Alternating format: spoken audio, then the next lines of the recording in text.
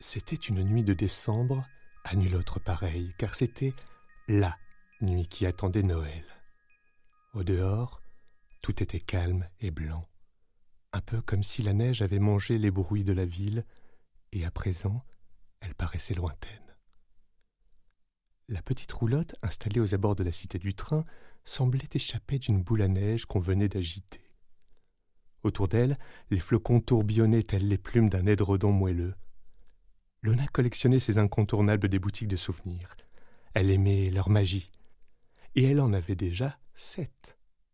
Une pour chaque année de plus.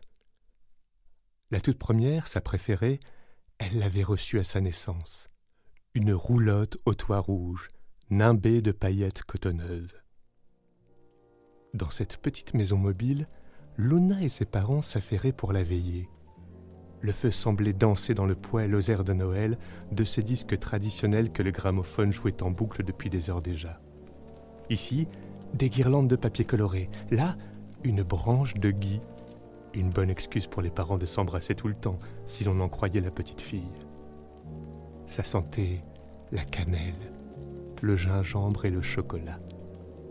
Dans le four, les bredala, petits biscuits de Noël alsaciens, blondissaient, tandis que sur la table, les truffes chocolatées connaissaient un vif succès. « Maman, papa, je peux aller jouer dehors ? Il y a plein de neige !» Luna n'attendait pas la réponse. Elle avait déjà allumé sa lanterne, enfilé son manteau, sa grosse écharpe et chaussé ses bottes d'aventure, comme elle aimait à les appeler. Elle fut coupée dans son élan par son père, avec ses sempiternelles recommandations et ses inquiétudes perpétuelles, mais bien vite recouvert par le sourire de sa mère, qui lui conseilla de mettre un bonnet. Le ciel étoilé était si beau, et la lune éclairait la neige d'une palette de bleu scintillant. « Cette nuit est vraiment magique !» pensait la petite fille.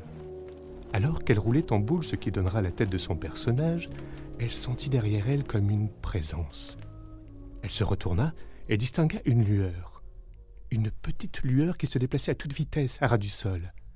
Elle saisit alors d'un geste la lanterne et la dirigea vers ce petit point lumineux qui s'éloignait à la vitesse d'un TGV. Cela pouvait paraître absurde, mais il lui sembla voir un petit être coiffé d'un bonnet pointu et qui tenait lui aussi une lanterne à bout de bras. La seconde d'après, la petite silhouette trébucha et la lanterne s'étouffa dans la neige.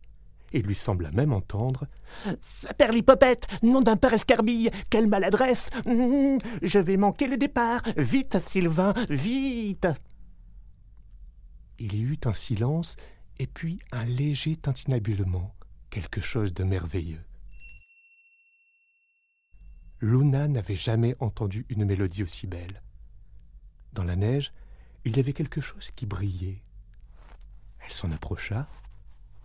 C'était une toute petite sphère d'où émanait une douce lumière et une agréable chaleur. Un grelot ?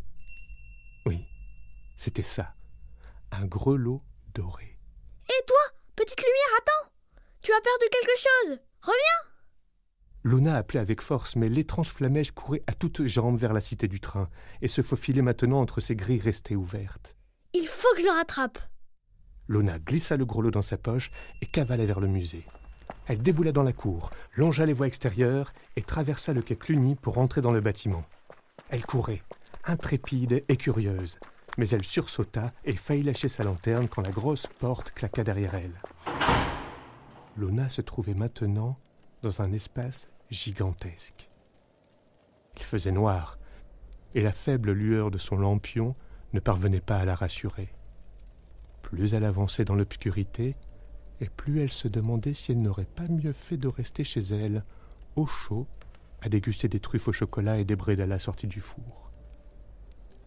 Tout autour d'elle, on entendait comme le ronflement d'un énorme dragon de métal, des toussottements et des crachats de fumée épaisse qui s'échappaient d'une locomotive. Les ombres effrayantes des trains projetaient des silhouettes de monstres terrifiants. Ça sentait l'acier, le bois et le cuir. Luna tressaillait à chaque fois que sa lanterne éclairait les phares éteints des grosses locomotives qui devenaient des yeux de verre globuleux qui la fixaient. Pour se rassurer, notre petite aventurière se parlait à voix haute, en tapant des pieds et en faisant du bruit. « Ma petite Luna, je sens que tu ferais mieux de faire demi-tour. Tu n'as qu'à reposer le grelot là où tu l'as trouvé. Voilà tout. Après tout, maman et papa t'ont toujours conseillé de ne pas te mêler de ce qui ne te regarde pas. Sa respiration s'accélérait et son cœur battait fort.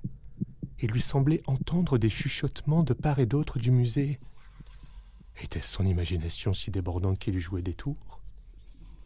Elle retint sa respiration et tendit l'oreille. Elle s'appelle Luna. C'est joli. Parlez moins fort, elle va nous entendre. Je crois bien qu'elle le tient dans sa poche. Mais c'est impossible. Il doit absolument être à sa place avant demain. C'est ce lutin maladroit le responsable. Vous imaginez si on ne fait rien? Je ne peux pas y penser, ce serait effroyable.